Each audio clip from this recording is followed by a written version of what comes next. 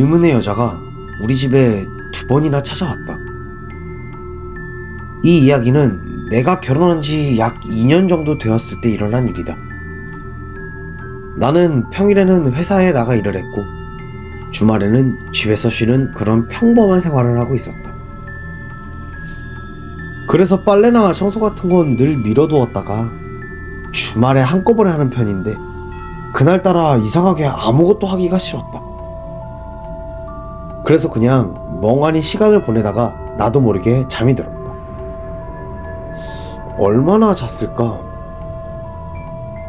눈을 떴을 때 집안은 너무나도 조용했다. 나는 오랜만에 찾은 이 여유를 방해하지 않으려 그대로 소파에 앉아 시간을 보내고 있었다. 그때 갑자기 인터폰이 울렸다. 모니터를 확인해보니 30대 후반에서 40대 초반쯤 돼 보이는 여자가 현관문 앞에 서 있었다.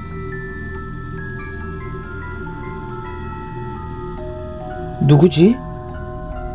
그동안 남편이 진 빚을 받으러 온 건가?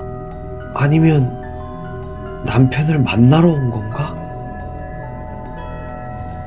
그렇게 나는 여러 가지 생각을 하던 중 현재 내 몰골을 보니 잠옷 차림이었고 잠에서 깬 지 얼마 되지 않은 상태라 괜히 문을 열기가 꺼려졌다. 그래서 아무 말도 하지 않고 그냥 가만히 있었다. 잠시 후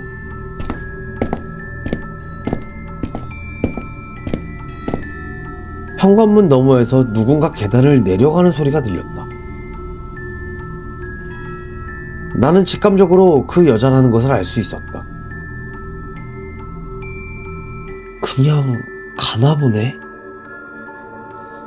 그 후로 30분 정도 지났을까? 또다시 초인종이 울렸다. 나는 인터폰을 확인해보니 방금 전 그 여자였다.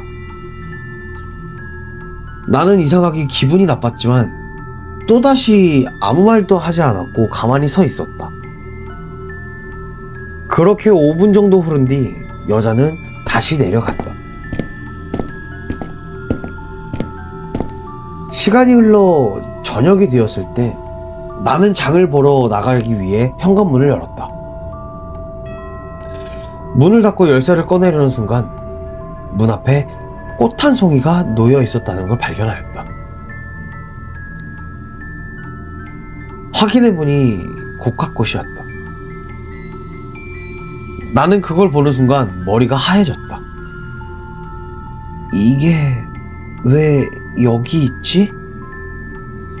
그 순간 낮에 봤던 그 여자가 떠올랐다. 2번씩이나 우리 집을 찾아왔던 여자. 그리고 나는 그걸 보는 순간 머리가 새하얘졌다. 이게 왜 여기 있는 거지? 그 순간 낮에 봤던 그 여자가 떠올랐다. 2번이나 우리 집을 찾아왔던 여자. 그리고 나는 고개를 돌려 집안을 바라보았고 그제서야 깨닫게 되었다. 내가 남편을 살해했다는 것을. 그래서 장례식에나 쓰일 법한 국화꽃을 두고 갔다는 것을 말이다. 그 여자가 어떻게 알았는지는 알 필요가 없다. 나는 무조건 그 여자를 찾아야만 한다.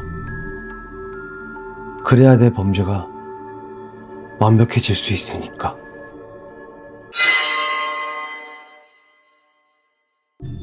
아버지가 돌아가신 후 엄마와 함께 살고 있었다. 하늘이 무너질 정도로 비가 많이 오는 날 밤이었다. 엄마와 TV를 보며 이야기를 나누고 있었는데 갑자기 현관 벨이 울렸다. 이 시간에 우리 집을 찾아올 사람이 없었기에 의아했다. 누구세요? 죄송합니다. 우산 좀 빌릴 수 있을까요? 여자의 목소리였다. 목소리 느낌으로는 40대 정도? 하지만 묘하게 벌벌 떠는 느낌이 이상했다.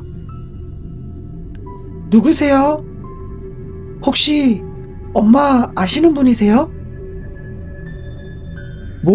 모릅니다. 초면에 죄송합니다. 길을 잃어서요. 이야기를 잘 이해할 수가 없었다. 보다 못한 엄마가 인터폰으로 이야기하기 시작했다. 나는 대체 누굴까 하고 현관문 옆 창문으로 복도를 바라보았다. 창문 너머로 본 여자는 이상한 사람이었다. 목소리는 분명 40대였는데 밝게 염색한 머리에 모자를 눌러쓰고 밝은 초록색 블라우스에 찢어진 청바지를 입었었다. 분명 이상한 사람이 틀림없다. 나는 엄마한테 밖에 있는 사람 이상한 것 같다며 절대 열어주면 안 되겠다고 이야기했지만 엄마는 쓴 웃음을 지으며 말씀하였다. 얘, 비가 이렇게 많이 오는데 우산도 없이 걸어왔다는 사람을 어떻게 그냥 보내니? 우산이라도 빌려드려. 그날은 확실히 비가 많이 오는 날이긴 했다. 나는 이미 그 사람의 모습을 봤기에 엄마의 친절을 원망하였다. 그렇게 나는 우산을 가지러 베란다로 가고 엄마는 현관으로 향했다. 그때였다. 엄마의 고함 소리가 들렸다. 돌아가! 돌아가라고! 평소 엄마의 고함 소리를 들은 적이 없어서 너무 무섭고 당황스러웠다.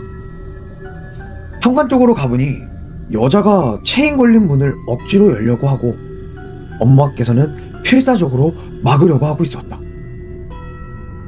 나는 곧바로 현관으로 갔고 나까지 합세해 겨우 현관을 닫을 수 있었다.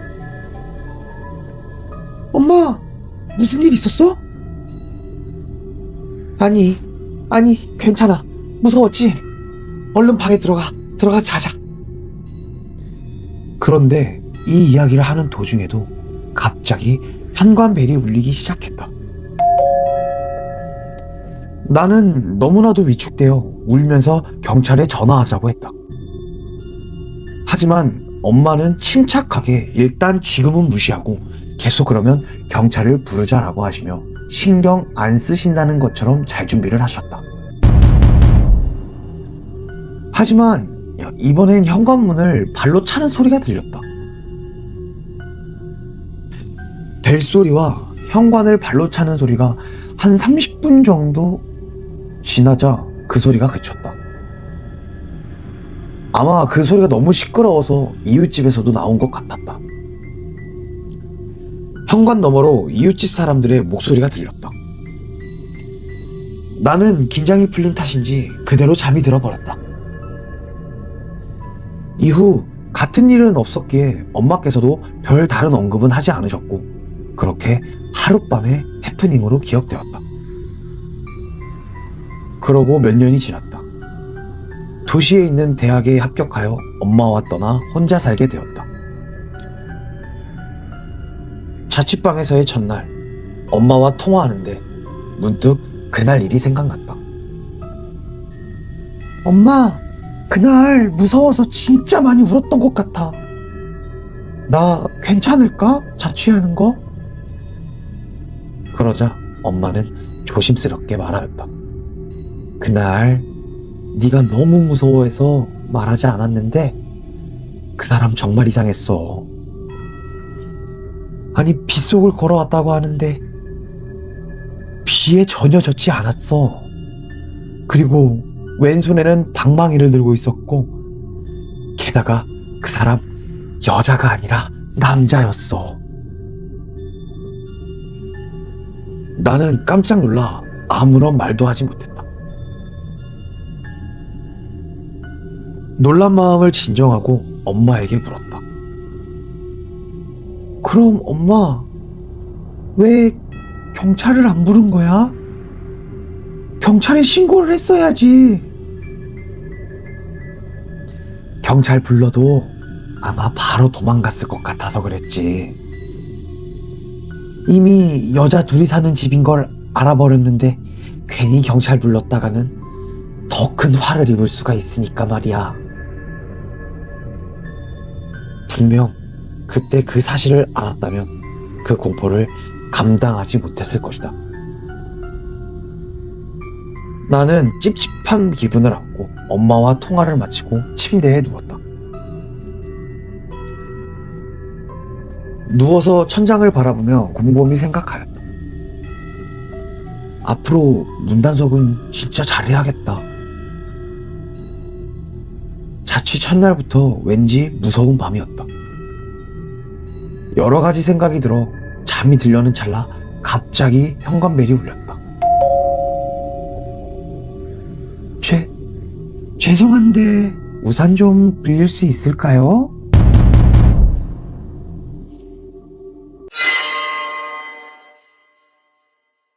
나는 평범한 여대생이다.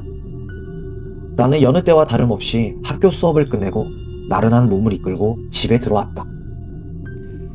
구평 남짓한 원룸. 여기가 내가 생활하는 곳이다. 나름 아기자기하게 꾸미고 도배도 해놓으니 대충 여자가 사는 방 같았다. 좀 늦은 저녁을 먹고 TV도 좀 보다가 남은 과제를 하고 나니 어느덧 밤 11시가 훌쩍 넘어버렸다. 내일은 오전 일찍부터 첫 수업이라 일찍 잠을 청했다. 잠든 지 얼마나 지났을까? 누군가 우리 집 문을 두드리는 소리가 들렸다. 누나! 누나! 저 영민인데요. 누나 혹시 주무세요? 영민이? 한산 후배인 영민이? 나는 졸린 눈을 비비며 현관문 앞에 섰다. 시계를 보니 새벽 1시가 다 된 시간이었다. 누나, 저 영민인데요. 응, 영민아. 이 새벽에 웬일이야? 새벽 1시가 다 되어가는 시간. 그다지 친하지 않은 후배의 방문이었다. 누나, 잠깐 문 좀 열어주시면 안 돼요? 왜? 이 시간에 무슨 일이야? 누나 죄송한데 제가 학교 앞에서 술을 한 잔 마셨는데 지금 너무 취해서 집에를 못 가겠어요. 그래도 그렇지. 여자 혼자 사는 집에 이 시간에 말도 없이 불쑥 찾아오는 건 좀 아니지 않아? 죄송해요 누나. 저 정말 너무 힘들어서 그러는데 일단 저 화장실 좀 쓸 수 있을까요? 그래, 알았어. 잠시만. 영민이는 생각외로 술이 많이 취한 모습이었다. 몸도 잘 가누지 못하는 녀석. 대체 얼마나 마신 걸까? 녀석은 문을 열자마자 바로 화장실로 직행하였다. 누나 정말 죄송한데요. 제가 집까지 도저히 이 정신으로는 못 가겠어서 그러는데 한두 시간 정도만 눈 좀 붙이다 가도 될까요? 술 조금만 깨면 갈게요. 정말 죄송합니다. 그전 동아리 모임으로 다 같이 함께 방을 써본 적은 있지만 이 녀석과 단 둘뿐이라니. 뭐 이상한 놈이 아니란 걸 알고는 있었지만 나는 약간 당황스러웠다. 영민이를 소개하자면 나와 같은 동아리이다. 평소 학교에서 봉사활동이라든지 시골 농활 MT도 자주 참석하는 학생이었다. 부모님이 기독교 집안이며 집에서 막내라는 것 외엔 특별히 아는 것도 없었다. 그렇지만 뭐 평소 행실이나 들리는 얘기들로 봐선 나쁜 짓을 할 녀석은 아닌 것 같은데 그렇다고 여자 혼자 사는 집에 재울 수도 없고 하지만 녀석은 몸조차 가누지 못하고 있었다. 그렇게 나는 고민 끝에 말하였다. 그럼 딱 1시간에서 2시간이야. 더 이상은 안 돼. 아, 누나, 정말 감사합니다. 저 너무 힘들어서 대충 여기서 좀 쉴게요. 영민이는 말이 끝나기 무섭게 대충 침대 밑 바닥에 앉았고 침대에 등을 기댄 채 코를 골며 잠들어 버렸다. 다 자고 있을 시간에 잠에서 깨니 왠지 잠이 오지 않았다. 하지만 내일은 오전 일찍부터 수업이 있었고 이놈도 깨워서 보내야 했다. 그렇게 나는 침대에 누워 천장을 바라보고 있었다. 그러던 중 어느샌가 나도 모르게 잠이 들어버렸다. 대략 느낌상 30분 정도 지났으려나? 침대 밑에 앉아있던 영민이가 나를 깨우기 시작했다. 누나, 누나. 왜? 무슨 일인데? 영민이가 나를 보며 물었다. 누나, 혹시 집에 라면 같은 거 있어요?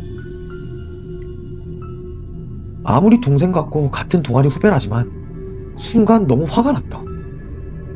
그것 때문에 깨운 거야? 야, 너 그냥 집에 가라. 누나, 속이 너무 쓰려서 그래요. 집에 컵라면 같은 거 없어요? 아니면 저랑 같이 편의점 가요. 누나, 네? 같이 가주세요. 제발요. 제가 사드릴게요. 아니, 가려면 너 혼자 가지. 왜 나까지 가자고 하는 거야? 그리고 너 너무한 거 아니야? 기껏 몸도 못 가눌 정도로 취해 있어서 잠까지 재워줬는데 자는 사람 깨워서는 뭘 달라 그러질 않나? 같이 나가자고 그러질 않나? 염치가 있는 거야? 사람이 양심이 있어야지. 너 그렇게 안 봤는데 아주 막 하는구나. 정말 죄송해요. 근데 편의점 가는 길도 모르고 진짜 속이 너무 쓰려서 국물 같은 거를 지금 꼭 먹어야 할 것 같아서 그랬어요. 저 진짜 죄송한데 한 번만 이해해 주시면 안 될까요? 이번 한 번만요. 부탁드릴게요. 이상하게 영민이는 너무나도 간절한 눈빛으로 나를 바라보고 있었다. 그래, 힘들겠지. 술을 얼마나 퍼먹었으면 저럴까. 아직도 영민이의 눈은 시뻘겋게 충혈이 돼 있었다. 그렇게 나는 못 이기는 척 녀석과 함께 밖으로 나왔다. 어느샌가 밖에는 비가 추적추적 내리고 있었다. 영민이는 대충 술이 좀 깬 듯해 보였고 나는 빨리 라면이라든가 빨리 해장할 만한 것을 먹인 후에 집에 보내야겠다고 생각하였다. 영민아, 그리고 학교 애들한테는 우리 집에서 잔 거 이야기하면 안 돼? 괜히 소문만 안 좋아져. 알았지? 집 대문 밖을 나서는 순간 영민이는 내 손을 꽉 잡고 뛰기 시작하였다. 영민아, 무슨 짓이야? 이거 봐. 너란 말이야. 내가 아무리 바라 그래도 영민이는 놓아주지 않았고 순간 이 녀석에게서 공포감을 느꼈다. 그때 영민이가 의미심장한 말을 하였다. 누나, 일단 아무 말도 하지 말고 저 따라오세요. 일단은 무조건 뛰어야 돼요. 그렇게 거의 끌려가다시피 도착한 곳은 예상외로 어두운 골목길이 아닌 큰 대로변이었다. 그제서야 영민이는 잡고 있던 손을 놓으며 내게 다급하게 물었다. 누나, 여기 경찰서 어디 있어요? 아니면 공중전화 어디 있어요? 좀 차근차근하게 설명해봐. 대체 왜 그러는데? 무슨 일인데 그런 거야? 말 좀 해봐. 나도 무슨 일인지는 알아야 할 거 아니야. 누나, 놀라지 말고 제 얘기 잘 들으셔야 돼요. 지금 누나 집 침대 밑에 누가 있어요. 뭐? 그게 무슨 소리야? 사실 아까 학교 도서관에서 과제를 하고 집에 가려고 학교에서 나와서 걷고 있었는데요. 누나네 집 골목길을 지나가던 중에 30대 중반 정도로 돼 보이는 남자가 누나네 집 쪽으로 들어가더라고요.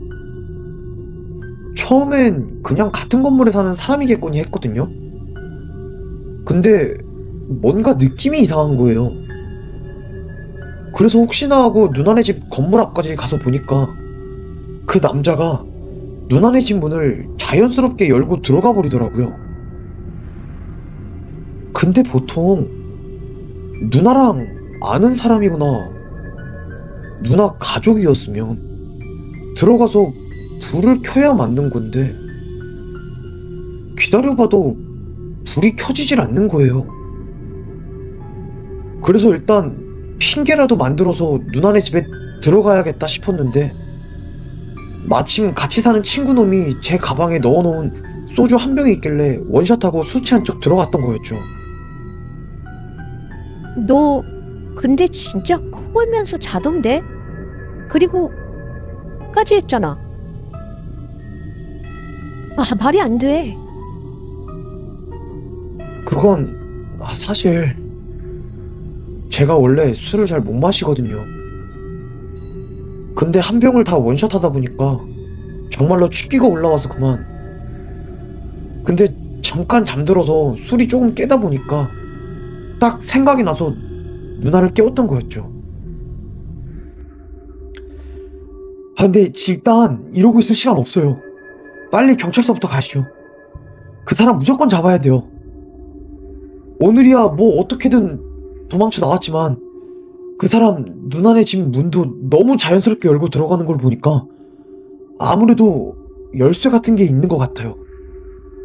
진짜 나중에 어떻게 될지 몰라요. 그렇게 나와 영민이는 경찰서로 가서 신고를 하였다. 경찰과 함께 우리 집에 다시 돌아갔을 때 미처 빠져나가지 못한 채 침대 밑에 누워있던 사람을 잡을 수가 있었다. 그런데 나는 그 사람의 얼굴을 보자 너무 놀라 다리에 힘이 풀려 주저앉을 수밖에 없었다. 그 사람은 내가 처음 이 집을 계약할 당시 혼자 살고 있다고 했던 아랫집에 사는 집주인의 아들이었다. 다음날 같은 건물에 사는 사람들이 이 이야기를 전부 알게 되었고 집주인은 내게 미안하다며 싹싹 빌며 사과를 하였다. 나는 그 뒤로 바로 집을 나오게 되었고 더 이상 혼자 사는 것이 무서워 학교 기숙사로 들어가게 되었다. 아, 그리고 영민이랑은 어떻게 되었냐고? 그 녀석은 몇 개월 전 군대에 입대를 하게 되었고 나는 지금 녀석이 꽃신을 신겨주길 기다리며 고무신을 신고 있는 중이다.